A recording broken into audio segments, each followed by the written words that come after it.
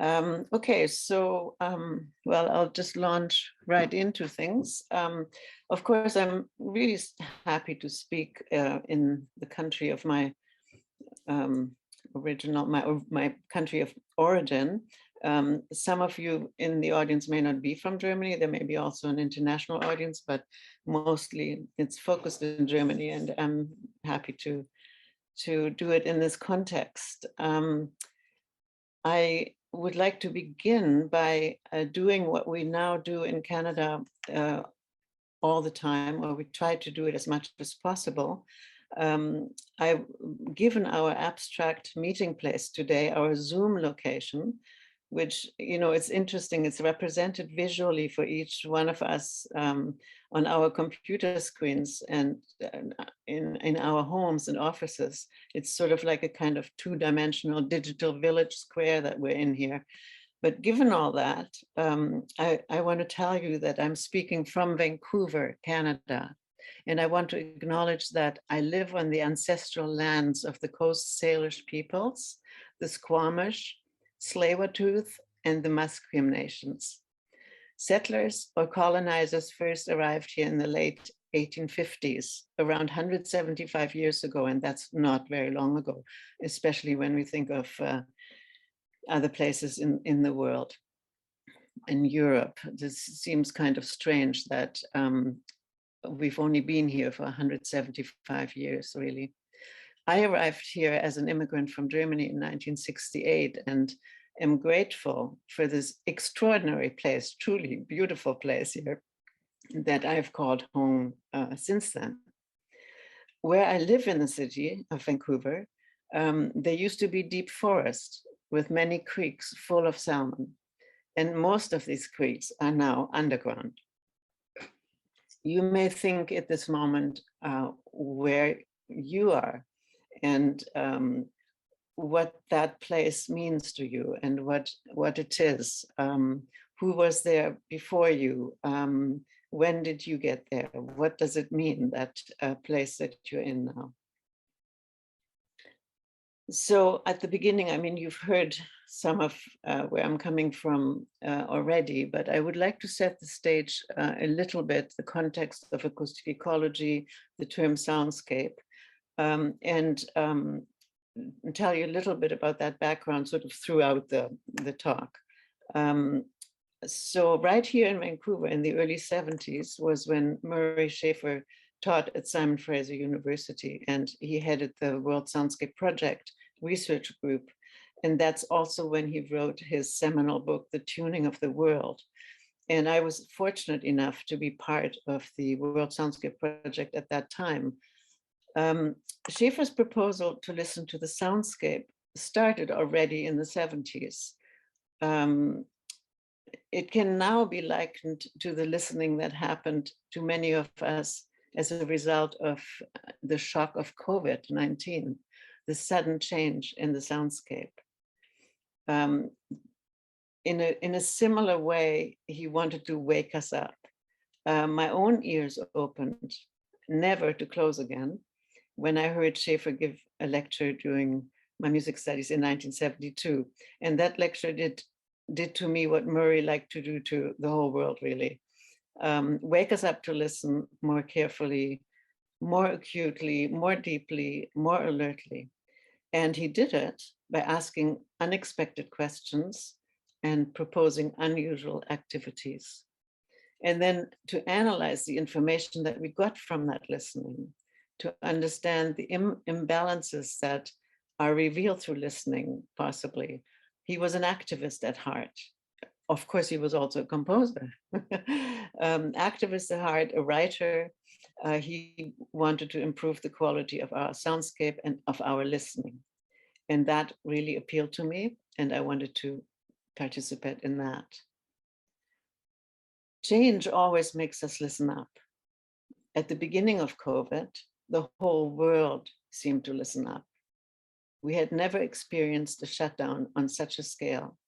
Whether we wanted to or not, whether we liked it or not, we couldn't avoid noticing the sudden quiet. And like in any crisis, we found ourselves also in the middle of an opportunity. a new learning, to experience another type of listening, reflecting in new ways about what is important, what is essential.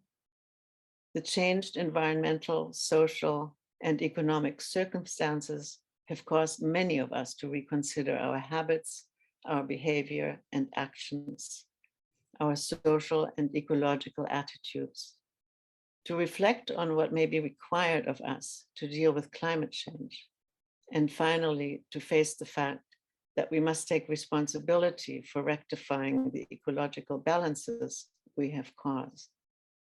We're given a chance to make changes on a large scale, locally and worldwide.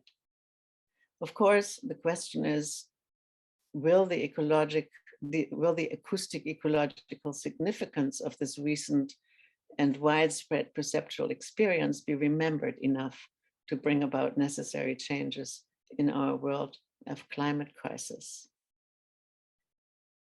Change always makes us listen.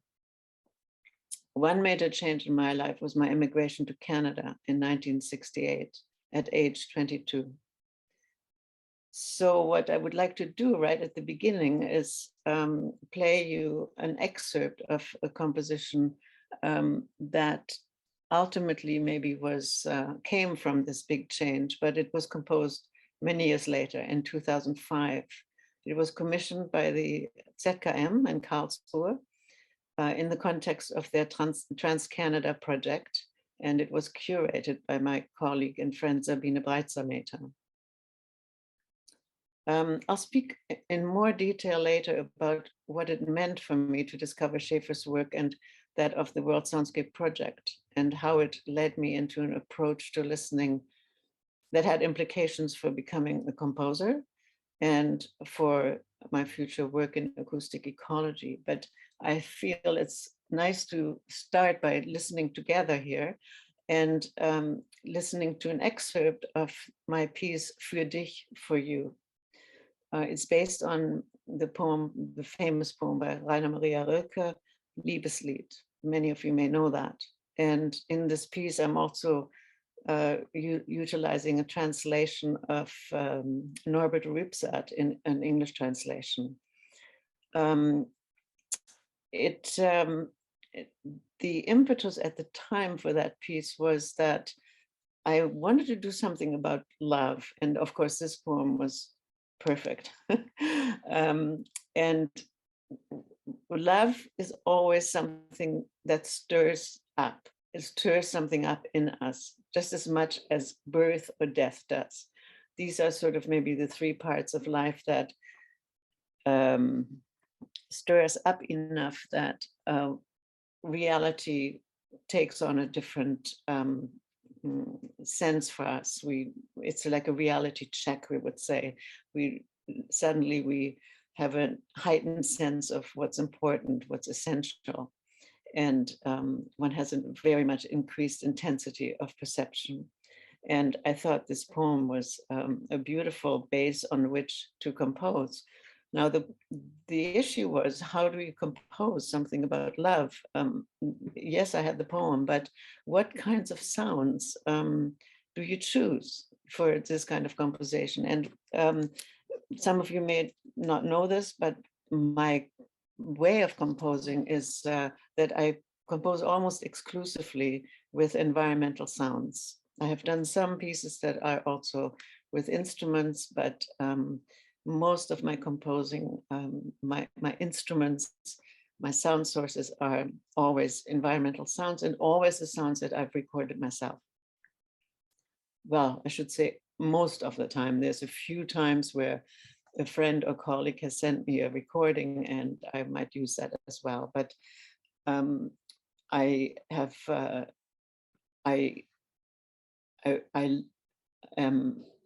think it's essential for me to have that connection to the experience of recording in the field that relates directly to how then I continue to compose in the studio.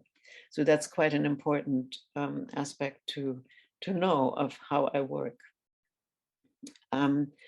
So in this case, with the love poem, I decided that I was going to use sounds that I love the most from the places that I've called home, Germany and Canada. Specifically, though, Osnabrück and Vancouver. Those are the two places I've lived most of my life. And I mean, Vancouver much more now than Osnabrück. But and you know, I used to go back to my parents' place, and I would do quite a bit of recording there. And they lived outside of Osnabrück in the countryside, and so some of the recordings will have the incredible soundscape of birds in the forest, in the deciduous forest, Buchenwald, and the church bells nearby, and the kind of a soundscape that I grew up with, but was not really aware of while I was growing up.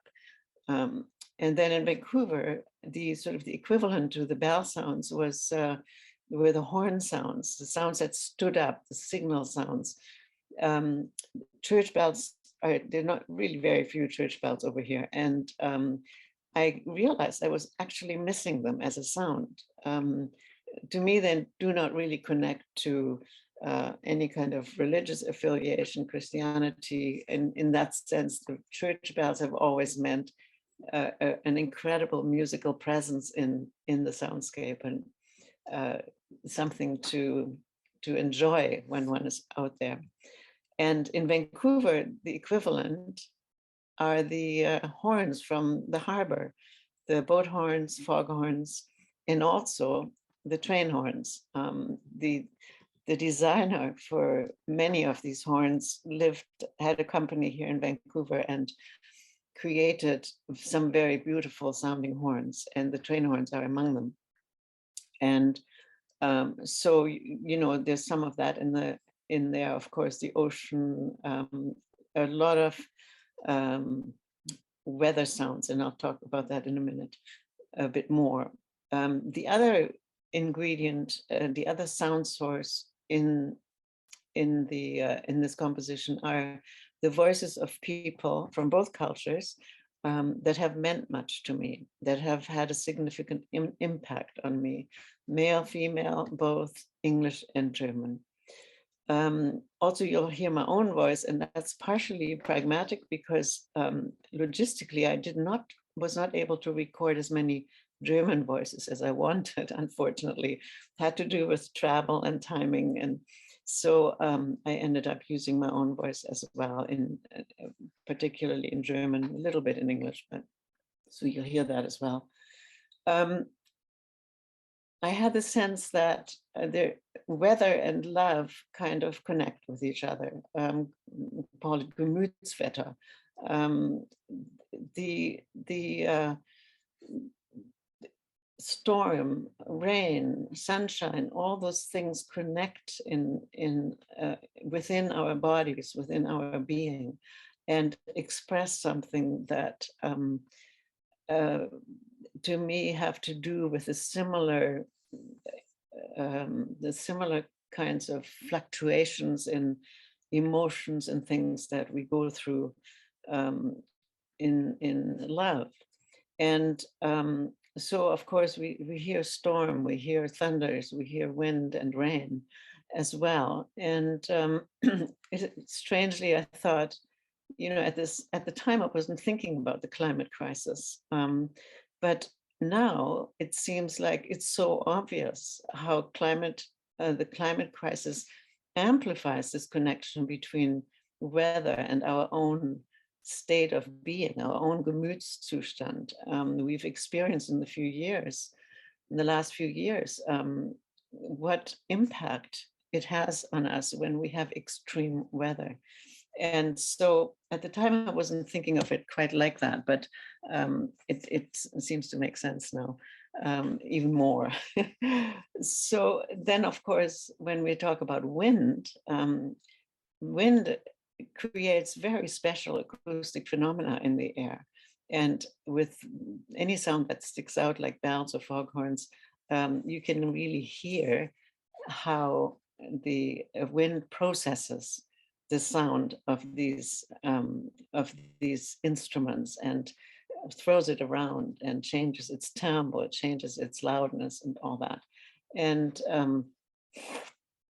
I was very much working with those kinds of sound sources for that reason. So I'm going to play you a short excerpt that is pretty much towards the beginning of the piece. And I like to tell you these things in detail because, well, because of who you are. You're all working with music. You're maybe composers or musicologists or students in music. And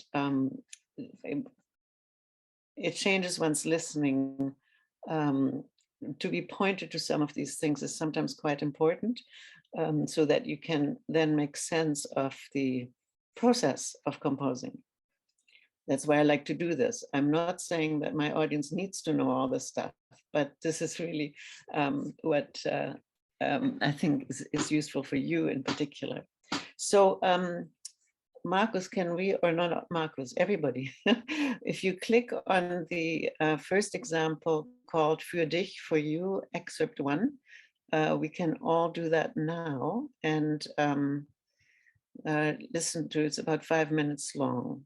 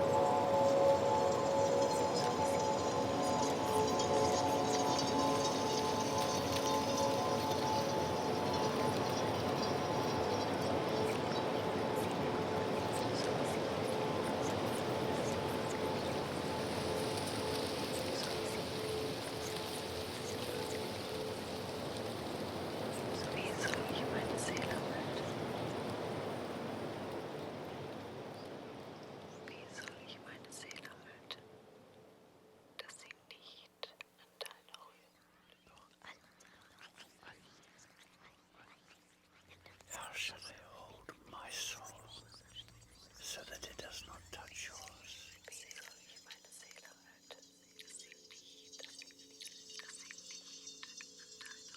How shall I hold my soul so that it does not touch yours? Wie soll ich meine Seele halten, dass sie nicht an deine? Wie soll ich meine Seele halten, dass sie nicht an deine ruht?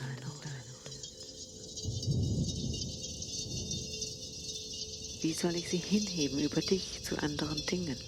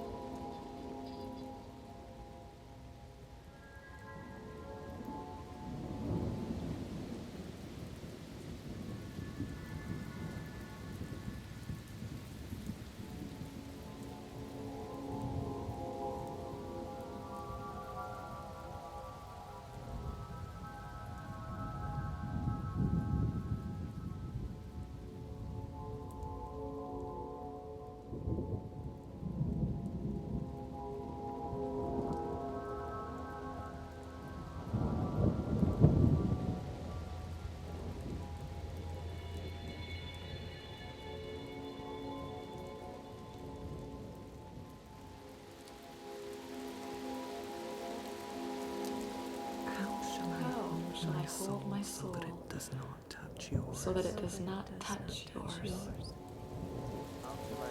should I hold my soul I lift it up over you so it reaches other things. so that it does not touch yours? How shall I lift it up over you so it reaches other things? How shall I lift it up over you?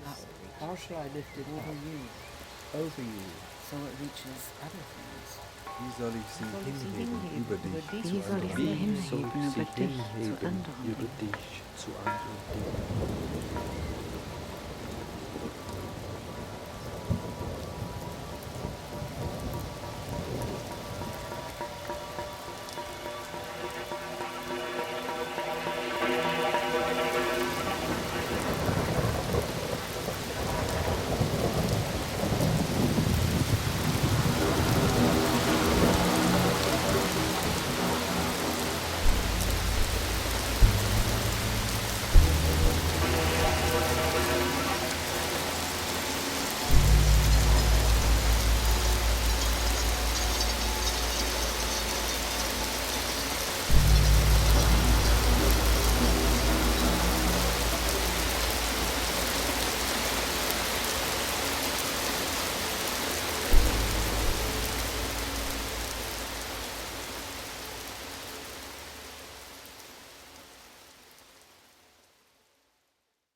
So again, for those of you who are not that familiar with my work, I think it's important to understand that all the sounds that you're hearing are the sources of the sounds are environmental sounds, and they may have been processed. And I'll talk a little bit about that soon.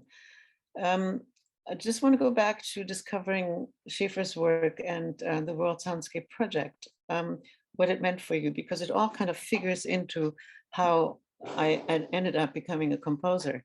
The first aspect really was that it was a huge liberation from what I experienced as completely unmanageable constraints in classical music education. I did not do well as a music student in Freiburg in Germany, for example. I mean, I had great teachers and everything, but it was not my, I didn't have the tenacity to deal with this kind of music system, a classical music system. And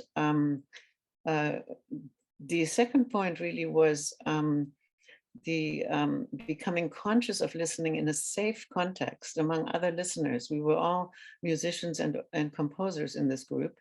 And the permission to listen with one's very own ears, experience of being listened to was really important.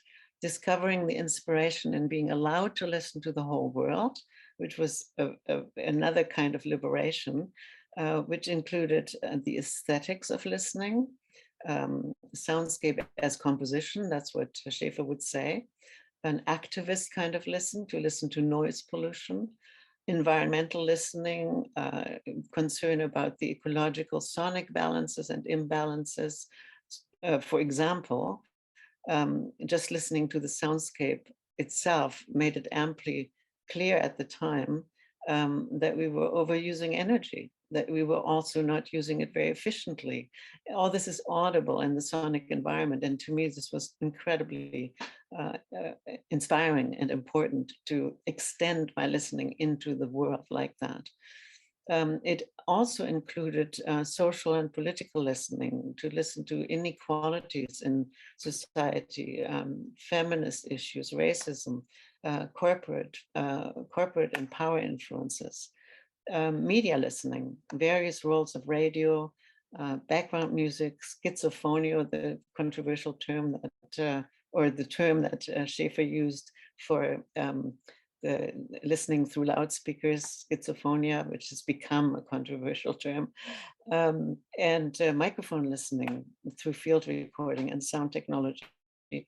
It was like this huge expansion into a new world of listening at the time. And composing, my composing came entirely out of the practice of environmental listening, out of everything that I learned in those 9 months with the World Soundscape Project, the vast knowledge I gained in that time about sound in general, about hearing, about our ears, about anything, architectural acoustics, psychoacoustics, all that. I did not compose because I studied composition. I never studied composition, and I certainly never imagined that I would be composing in my life. And so even though I had grown up with classical music in my family, especially in the post-war Germany, where there was this incredible enthusiasm in my family to reconnect with classical music that they had not heard for years. So I was exposed to that in my childhood. And my musical cultural education had me believe for many years that the cultural structures were already established, like a given container. One either had to be talented enough to fill that container with natural musicality and skill, or one had to train hard to fit one's musical abilities into these existing structures somehow. And I perceived myself as neither talented nor strong enough to survive this educational system. And so as a result, just did not do well in my studies in Germany. But I had classical music in my bones, and I had been a listener all my life. But this only became conscious gradually after encountering Schaeffer a few years after emigrating to Canada. And after encountering an atmosphere in the World Soundscape project where one's own listening was encouraged, where there were no predetermined cultural rules for listening and music making standards, where in fact one was encouraged to question and break those rules. And initially the listener activist was woken up in me, the one who was drawn to sounds of the environment and the ideas of acoustic ecology, and to the possibility for sonic changes and improvements in a world full of noise. This activist is basically stuck around all her life. She's still around, and she's still concerned about the quality of the sound environment, even more so now. So composition for me emerged from this base of ecological social concern and continued on in that realm. In other words, once I had been able to free myself of anxieties to fulfill established cultural expectations, and Vancouver in the 60s and 70s certainly helped me there, life became a series of discoveries and surprises, a lifetime of learning, really. And so equally composing, once I started composing, it was always a series of discoveries and surprises. Barry Truax, in fact, was the one who introduced me to the studio. We had a sonic research studio that was kind of built on the classical electronic studio, really, or a mix of electronic and the musique concrète studios, really. And Barry was the one who introduced me to all that. And again, I never took a course. He just showed me everything. And I became fascinated and started working in the studio. And I discovered really that environmental sounds, they speak their own language. They originate in very specific places and are experienced by the listener. And recorded sounds allowed me to listen to that language, the message that it carried, and to get to know it in as much detail as I wanted. And so exploring these recorded sounds in the studio in further depth with editing and mixing and processing, it revealed and created new sounds. And of course you bring, when you do field recordings, you bring this embodied experience of being out there into the studio. The experience itself plays into the process of composing in the studio later. And that in turn often suggested to my listening, composing ears how time would get structured in a composition. So it was the sounds, the recordings, the sounds themselves, out of which the structures for my pieces then emerged. I did not work with predetermined musical forms, but the compositional structures emerged from the recorded soundscapes and processed sounds.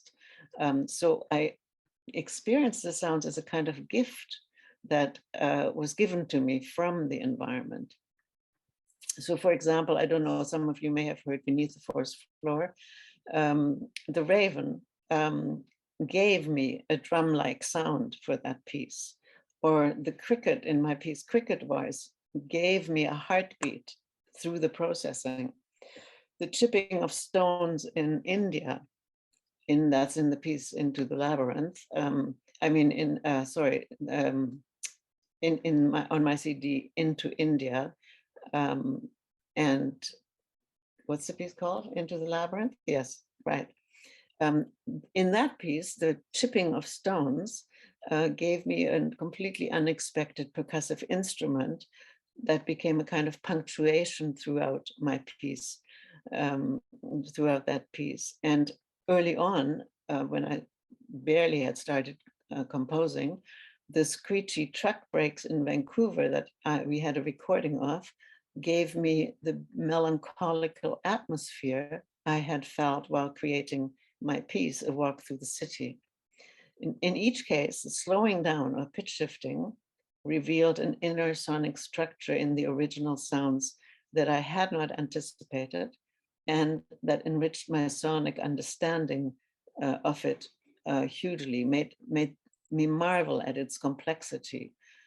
It also became very clear that it was that one specific recording that gave me that kind of transformation.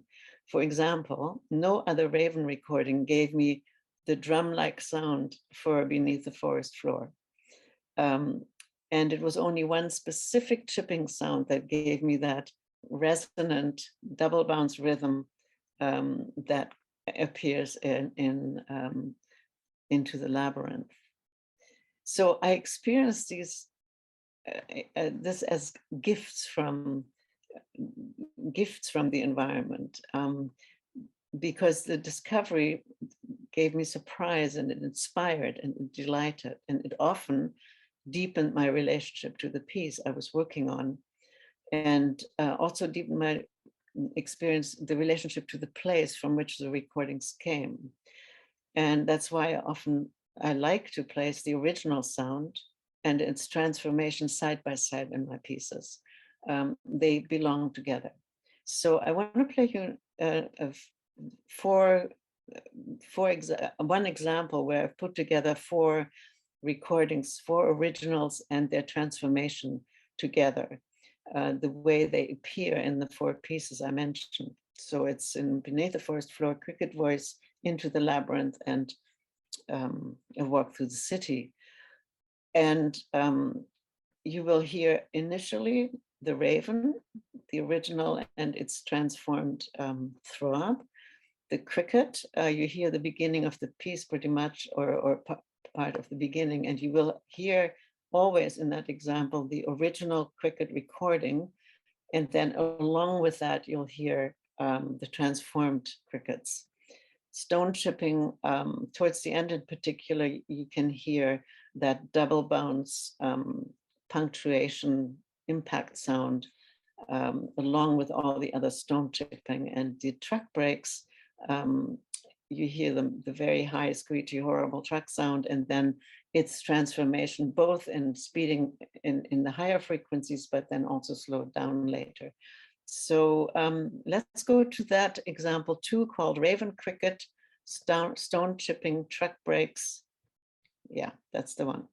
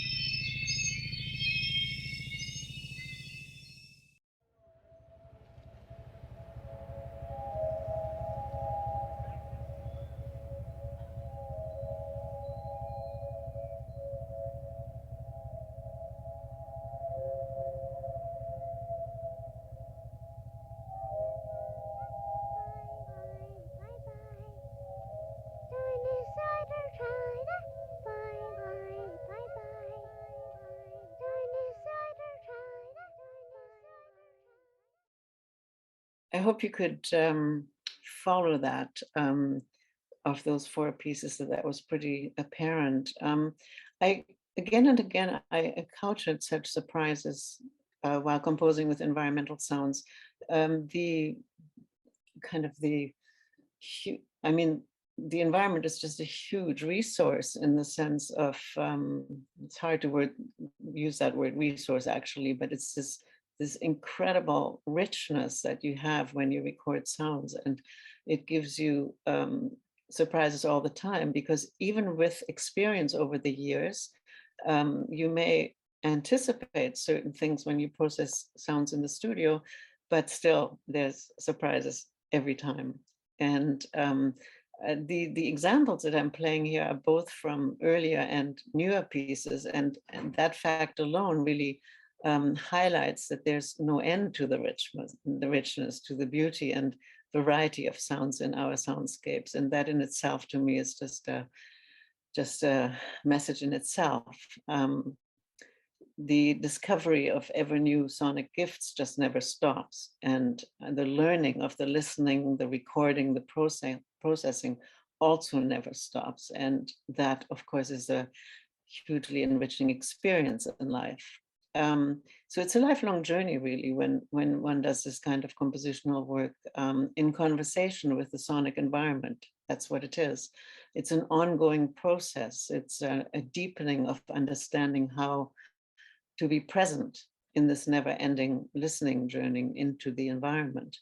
And, of course, parallel to my compositional work, I've given workshops, listening workshops, and we've done sound walks, many sound walks over the years. Here in Vancouver, we have the Vancouver Soundwalk Collective, and we do regular public sound walks, and it's become a kind of practice of listening that is the longer one it does, it can be similar to the practice of meditation, and it just has the effect of experience and of getting you deeper and deeper into connecting to the environment.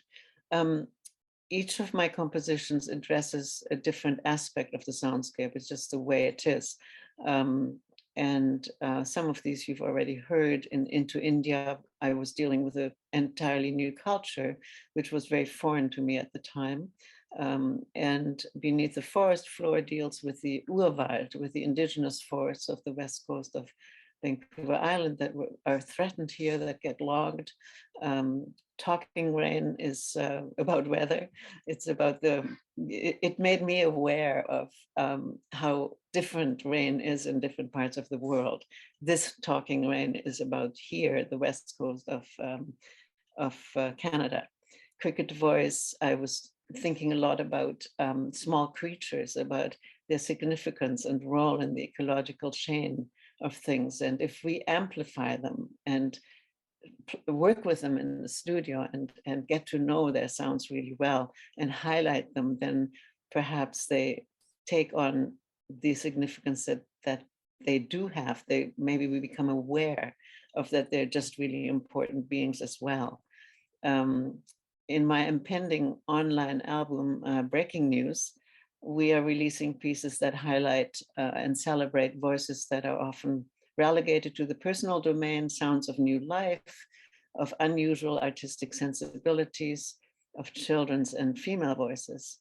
So by exploring all kinds of sounds and processing, getting to know them from many angles, one begins to marvel at their complexities, a kind of magical discovery. And I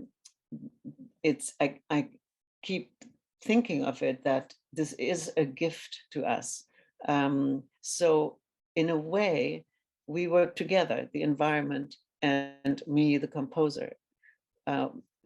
We work together to speak about the soundscape and its complexities, its language, and everything that it has to say. It's a collaboration. I have a third sound example that maybe best represents this never-ending listening journey I spoke about earlier. And it kind of shows it in a different way. It's an excerpt of my most recent piece called The Soundscape Speaks, Sound Walking Revisited. I'm here at home in the process of revisiting my field recordings, and they include those of my radio program entitled Sound Walking. That program I did on Vancouver Cooperative Radio in 1978-79. It came from the desire of wanting to transfer the idea of sound walking into the radio medium. And I was excited about it because we, for the first time, had a radio station where anybody could do radio. It doesn't seem so unusual now, but at that time it really did. And Vancouver Cooperative Radio wanted to sound really different from the CBC, the Canadian Broadcast Corporation, and from the commercial radio stations. And I used to love radio in Germany. I used to listen to Hörspiele, and there was something I brought with me that had enthusiasm for radio. So I managed to get a grant to do this project and broadcast sound walking. And it took me all over Vancouver and surroundings recording. That's where I really got my chops for field recording, in a weekly radio program, 1 hour a week. And I would go anywhere and just record whatever I could get, really, and then would broadcast these sounds. And it was not just broadcasting environmental sounds. From my experience with the World Soundscape Project, I realized that if you put environmental sound on the radio at that time, initially people would listen because it was unusual to hear that on the radio at that time, but eventually the same thing would happen that happens to us in normal life, is we put it in the background of our hearing. We don't necessarily pay attention to it. It's just the ambience. And that I did not want to happen to my radio listeners. I had a sort of an educational passion too. I wanted to teach them about the environment and about what was going on in the soundscape. And the activist educator came out in me at that point. And so I decided I wanted to use my voice to mediate between the radio listener and the environment. And so while I was recording, I would also record my voice saying the date, talking about what was going on in terms of weather, what day it was, what season it was, all those kinds of things that the listener would not get from just listening to the environment. And sometimes I would maybe point out certain things that were significant, suddenly an echo somewhere, and I would try to make the listener aware of it. I wouldn't speak much, but just sort of enough to keep that connection, to our own listening. That was my aim anyways. So this piece, The Soundscape Speaks, Sound Walking Revisited, is literally revisiting recordings from since 1977. The piece is 35 minutes long, and it's this kind of journey through all these recordings. There's a few little insights into compositional gestures of editing and mixing. I just began to do a little bit of composing at that time. You'll hear some process sounds as well, and the way they would happen. And I was using the radio program a bit to learn field recording, but also to explore studio work, editing, mixing, processing. This excerpt, and I'm going to tell you this in detail, just because I would like you to be sort of alerted to what you're going to be hearing in this context. This excerpt occurs about 26 minutes into the piece. The first 2 minutes, you hear a type of collage of my voice speaking during the various field recordings between 1977 and 2018, giving dates, also giving recording locations such as New Delhi, or more local ones here in Canada, such as Tunnel Mountain and the Bow River in Banff, Stanley Park, or the Point Atkinson Foghorn in Vancouver. So you don't have to worry about this. These are just locations. Or recordings from smaller villages in the interior of British Columbia, such as Zinkton, New Denver, and Caslow. So that's all a lot from here, but also from different parts of the world.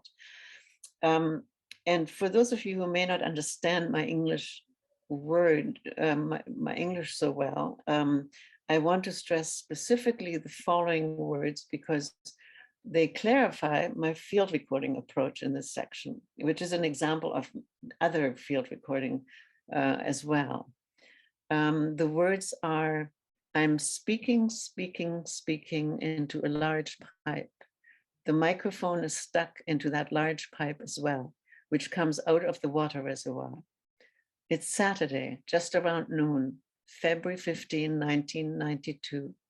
The large pipe captures all sounds and transforms them. So I want you to be aware while you're listening, what is this microphone doing? And at the end, you will hear, as I pull the microphone out of the pipe, and you hear the soundscape as it is unprocessed. So the processing can already happen while you're doing your field recording. And this is just kind of an example of that. You can hear the same train horn that we first hear through the resonance of the water reservoir in its unprocessed form live in the soundscape of near Banff. So bear with me to give you this detailed explanation. And of course, the listening audience does not need to know such detail, but for you, I think you should.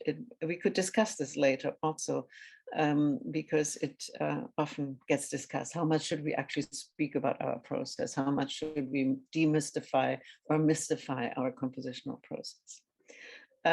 So this piece, The Soundscape Speaks, Sound Walking Revisited, was commissioned by the Beast Feast 2021 in Birmingham, UK. It was an online festival and it was premiered online last April 2021. So let's listen to that now. We are at the Central Ridge Park in New Delhi. It's February 15th, 1992. It's a Saturday. I'm halfway up Tunnel Mountain. I'm on Salt Spring Island. And I can hear Banff from up here. November 27, 2007. It's May 12. I'm standing at the Bow River, 2000. in Banff. It's about 6 o'clock On in February the evening, 7th, and we are at Zinkton, 1992. on the road between New Denver and Caslow. That's the new foghorn. The new foghorn from Point Atkinson was installed in summer '76. I'm speaking We are on the seawall in Stanley Park, into a large pipe. very close to the Lionsgate Bridge. It's The microphone Cool. is stuck into that large pipe as well. January 5 day, and not January, June It 5, comes out of 2018. It feels like January. the water reservoir.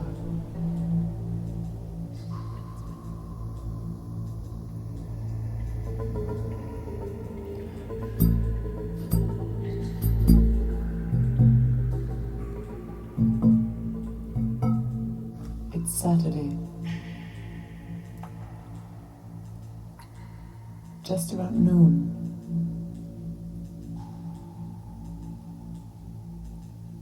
February 15, 1992.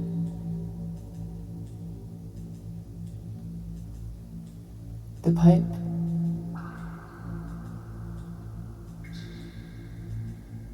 captures all sounds and transforms them.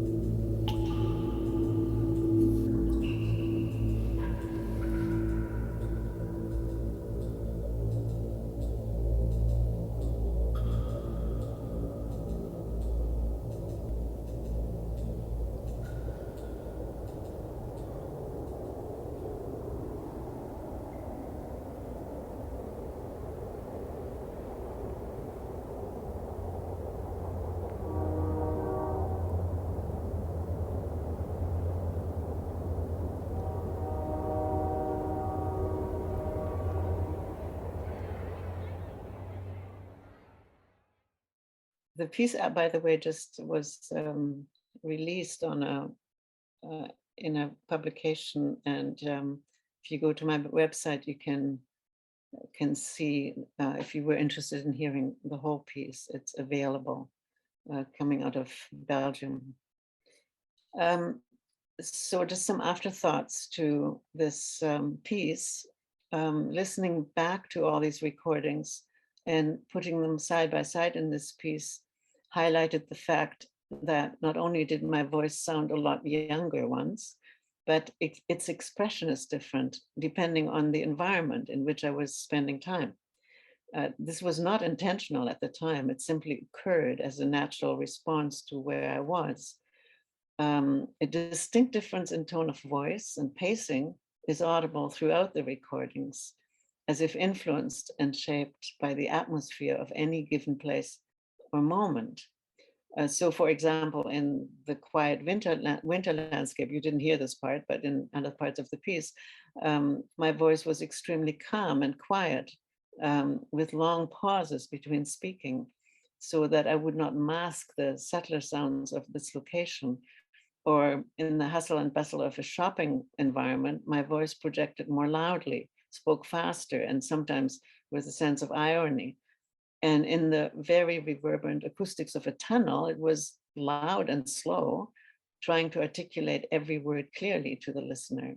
In other words, without knowing it then, the voices of the acoustic environment and my own voice quality collaborated in highlighting the unique acoustic character and atmosphere of each place that was recorded. They revealed sonically what should be obvious to all of us, that human beings and their environments are intricately intertwined with each other, of course. If we learn to listen in depth to our interactions with soundscapes, we can hear when we are in tune with our environment and when we're not. It highlights sonically that human beings do not exist as separate entities in this world. And this fact, in my opinion, underscores why we need to listen extra seriously to indigenous cultures who have always known this and have lived accordingly, and who, despite years of silencing, oppression, and poverty, have retained vast knowledge of how to live with the environment and not in opposition to it. So in closing, I just want to tell you just quote a few people. One of them is my own daughter, just in terms of what are the environmental implications when we learn to listen, and in fact, how significant they are. Yeah, my daughter just wrote a text, and in that text I saw these lines, and I thought, yes, this is very true. She says, if you listen deeply, you become part of something, and then it is harder to destroy. So if you listen deeply to the environment, like in a sound walk, you become part of that environment. It becomes part of you. And then that environment is harder to destroy.